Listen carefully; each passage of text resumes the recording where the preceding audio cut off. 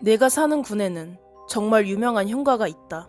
그 집에는 예전에 부부무당이 살았는데 일명 벌전을 받아서 죽었다. 벌전은 무속신이 내리는 가장 무서운 벌이다. 무속인들이 함부로 남을 저주하고 해하는 비방, 굿, 방수를 쓰면 신이 노해서 벌전을 준다고 한다. 그렇게 벌을 받아 둘 다 죽었다. 그 부부무당은 근방에서 정말 용하기로 유명했다. 1970년대 TV에 나올 정도로 유명했던 그들은 재물에 눈이 점점 멀어갔다. 신도들에게 큰 돈을 받고 남을 저주하는 부적, 비방, 구술하기 시작했고 벌전을 받았다. 부인 무속인은 뒷산에서 퇴마의식을 하다가 마지막에 화전치기를 하던 중 옷에 불이 붙어 그대로 타 죽었다. 소름 끼치는 건 구슬 옆에서 돕던 다른 보살들과 악사들 모두 이 여자가 몸에 불이 붙어서 끄지도 못하고 비명을 지르며 허우적대는데도 마치 뭐에 홀린 것처럼 아무 조치도 취하지 않았다. 다들 정신을 차리고 보니 이미 여자 무당은 숫덩이가 되어서 쓰러져 죽은 뒤였다. 하지만 부인이 떠난 후에도 남편은 정신을 못 차렸다. 이미 재물에 정신이 팔려 남편 무당은 계속 남을 저주하는 일을 했다. 그리고 사달이 났다. 신병이 온 사람에게 내림굿을 해주던 남편 무당은 작두를 타던 중 그대로 뒤로 넘어졌고 뇌진탕으로 죽고 말았다. 그 뒤 무당집은 한동안 비어 있었다. 집이 안 나가자 임대인은 싸게 집을 내놓았고 얼마 뒤 젊은 부부가 이사를 왔다. 30대 부부였고 자식이 2명 있었던 걸로 기억한다. 가족이 이사를 오고 불과 몇 달 뒤 끔찍한 사고가 터졌다. 흉기를 휘두른 강도에 의해 일가족 모두 살해된 것이었다. 어른들 말로는 부부는 끔찍하게 찔려 죽었고 자식들은 질식해 죽었다고 했다. 끔찍한 사건이었고 범인도 곧 잡혔지만 동네 사람들은 집값 떨어진다고 엄청 쉬쉬하면서 지냈다. 이후 누구도 들어오지 않아 집은 방치된 채로 있었다. 다시 시간이 지나 한 건설회사가 일대의 땅을 사들여 대규모 아파트 공사를 시작했다. 그 흉가도 끝자락에 걸려 있어서 재건축에 포함이 됐다. 그런데 그 집을 밀려고 할 때마다 사고가 터졌다. 인부 여럿이 심하게 다쳐나갔다. 자꾸 사고가 나서 결국 그 집만 빼고 주위로 아파트가 지어졌다. 한 2년간 다시 빈집으로 있었던 그 집에 또 한 부부가 이사를 왔다. 이 부부는 40대였는데 70대 할아버지를 모시고 살았고 슬아의 고등학생 아들이 하나 있었다. 그런데 어느 날부터 할아버지가 이상해지기 시작했다. 갑자기 며느리 블라우스를 입고 동네를 돌아다니거나 손주 교복을 입고 동네를 돌아다녀서 사람들은 할아버지가 노망이 났다고 수군댔다. 그리고 어느 날부터 부부 사이도 매우 안 좋아졌다. 금술 좋아 보이던 부부가 서로 머리끄댕이를 잡고 물건을 던지고 매일같이 싸워댔다. 그때부터는 동네에서 흉흉한 소문이 돌기 시작했다.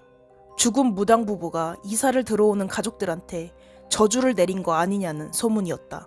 평범한 가족들이 저 집에 이사오고 다 망가졌으니 그냥 봐도 그 집이 이상하다는 결론이 나왔다.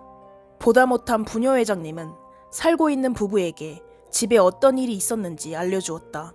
부녀회장님은 무속인이라도 불러서 굿이라도 하라고 조언했다. 하지만 이 부부는 다른 종교였던 터라 조언을 아예 무시했다. 그리고 그로부터 2주 뒤 추석 무렵 사고가 터졌다. 부부의 고등학생 아들이 큰 사고를 당한 것이다. 친구들과 산에서 놀다가 발을 헛디뎌 굴러떨어졌는데 머리를 크게 다쳐 혼수 상태에 빠졌다. 부부는 서울의 큰 병원으로 아들을 옮겼고 그대로 이사를 가버렸다. 아들이 어떻게 됐는지는 듣지 못했다. 이 일이 있고 마을 어르신들은 무당 부부의 저주라고 확신하고 다녔다. 사고가 난 산이 굿하다 불타 죽은 산이었기 때문이었다. 그 뒤로는 이 집에는 아예 사람이 안 살게 되었다. 근데 이상한 게 아무도 살지 않자 이번엔 동네 사람들이 하나둘 죽어나가기 시작했다. 처음에는 연세 많은 어르신들이 가셨는데 간혹가다 젊은 사람들도 죽어나갔다. 내 기억으로는 계절마다 한 명은 죽어나간 것 같았다. 보다 못한 마을 이장이 이러다 다 죽겠다고 무당을 불러다 구슬했다. 사람들은 무당이 뭐에 빙의 됐는지 궁금증 반 두려움 반으로 모여들었다. 한동안 방울을 흔들던 무당은 갑자기 까무러치더니 발작을 했다. 발작이 끝나고 일어선 무당의 눈은 뒤집혀 있었다. 무당은 주민들을 보더니 고래고래 소리를 질렀다. 집은 우리 집이야. 절대 아무도 못 들어와. 이 집에 손대는 것들은 씨를 멸할 것이야. 그러더니 무당은 그 자리에서 구토를 하고 다리가 풀린 듯 쓰러졌다. 굿을 끝낸 무당은 이장님과 부녀회장님에게 저 집은 웬만하면 그냥 두라는 말을 남기고 떠났다. 이장님은 어떻게든 마을을 지키려고 전국에 용하다는 무당을 수소문해 몇 차례나 더 굿을 버렸다. 이후 마을에 줄초상은 멈췄지만 30년이 거의 다 지난 지금도 그 집은 흉가처럼 그대로 남아있다. 군청에서 용역업체를 고용해 밀어버리려고도 했지만 마을 어른들이 나서서 반대했다. 어르신들은 미관상 안 좋아도 상관없으니 그냥 두라고 하셨다.